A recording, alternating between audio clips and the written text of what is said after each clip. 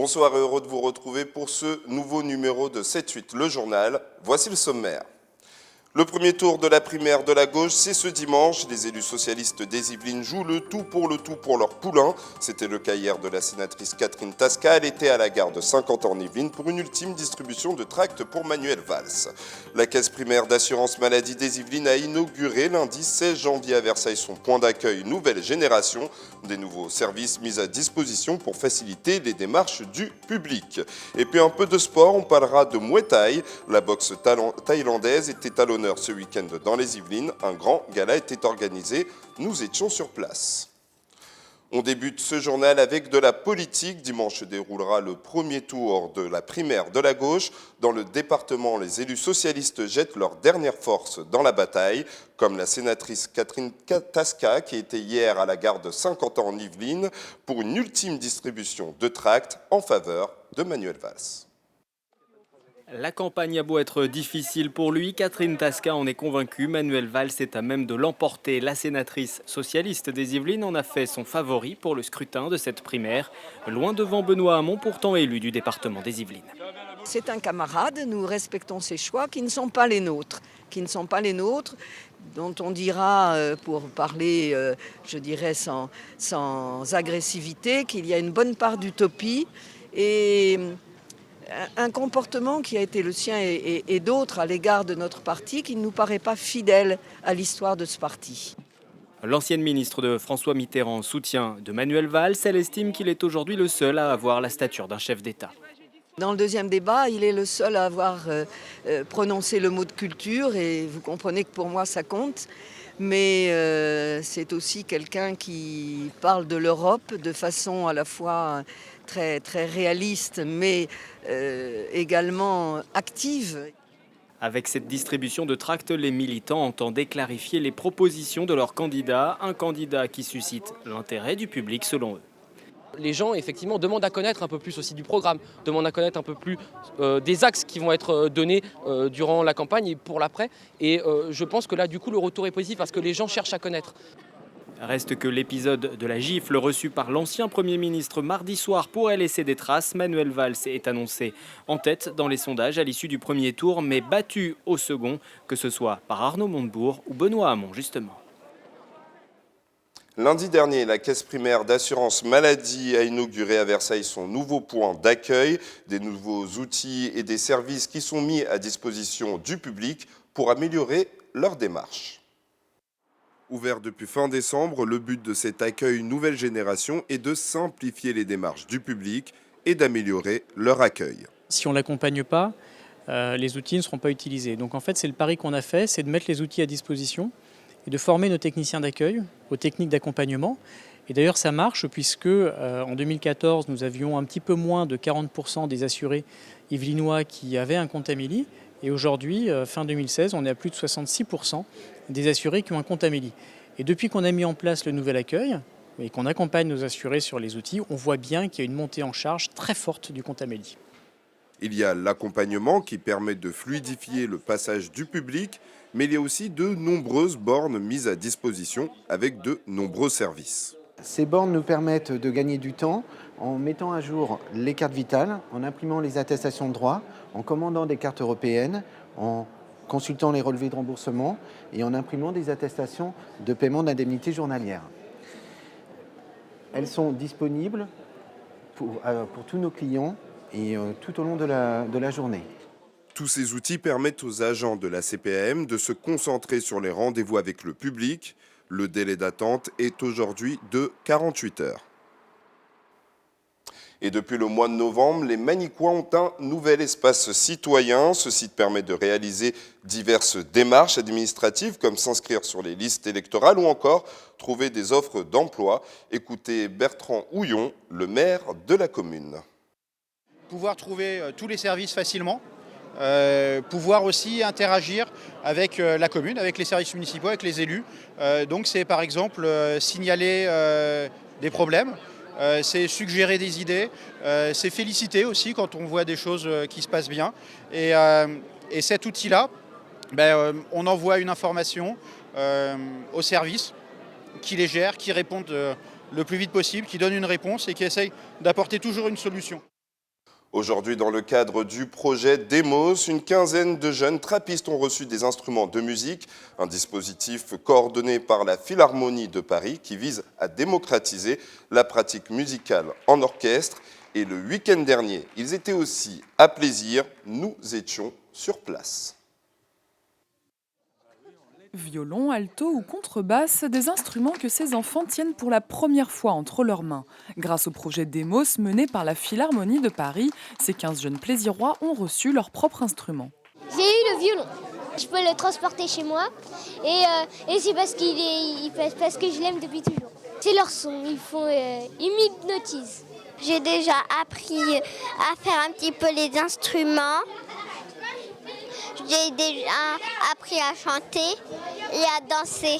Au fur et à mesure, on apprend les notes, on apprend à jouer de l'instrument et puis à rejoindre les autres groupes, c'est-à-dire les flûtistes, les clarinettistes.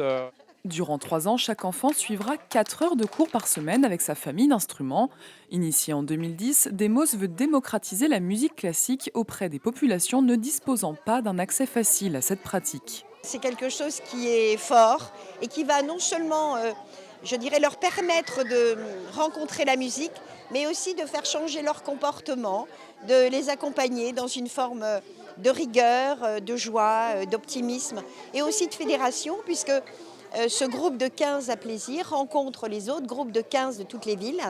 Et donc régulièrement, ils vont se sentir en appartenance avec d'autres enfants. C'est important. En France, une centaine de communes est concernée par ce dispositif. Plus de 3000 enfants pourront découvrir l'appartenance à un orchestre. Les jeunes de Plaisir participeront au grand concert organisé avec les autres groupes à la fin de l'année.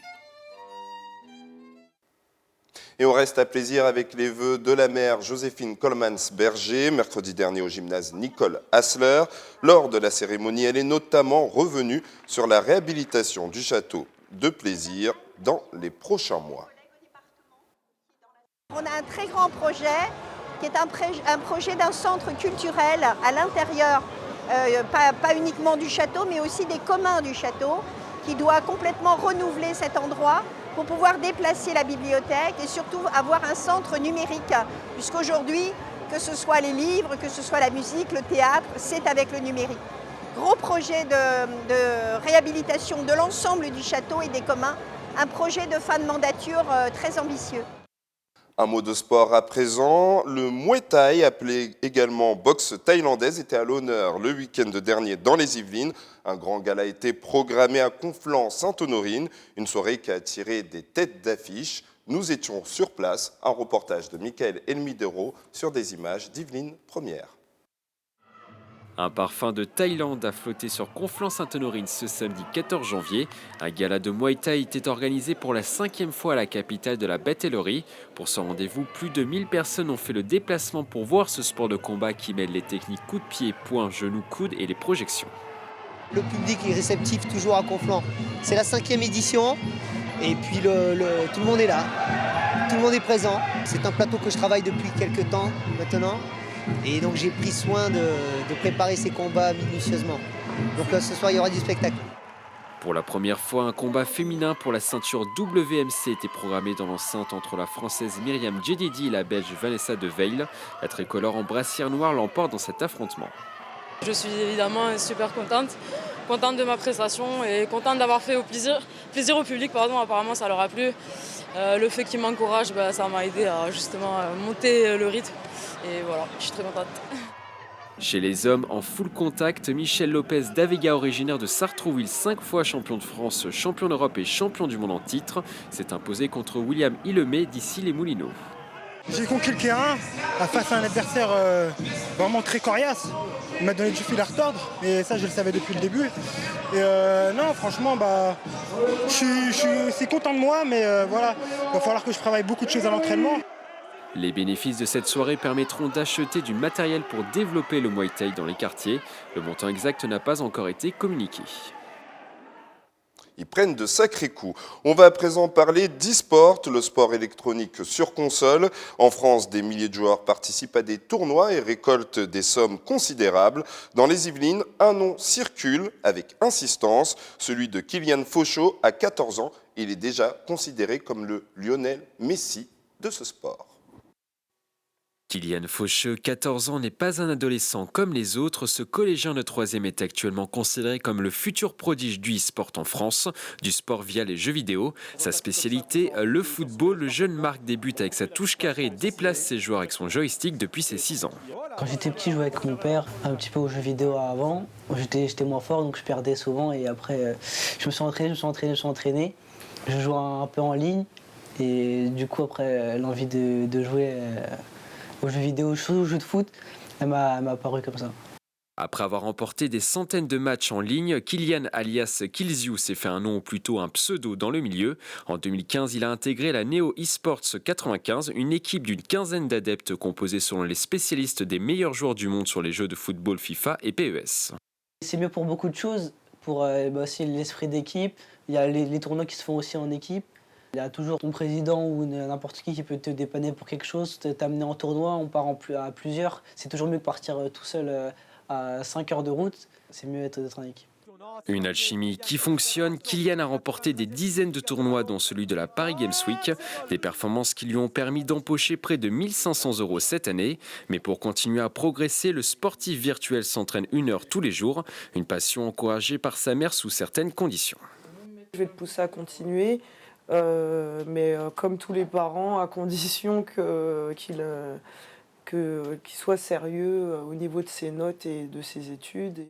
Un entraînement nécessaire pour accomplir son plus grand rêve, devenir le meilleur joueur du monde du e-sport dans les prochaines années. C'est la fin de ce 7-8 le journal. Merci de nous avoir suivis et surtout, bonne soirée.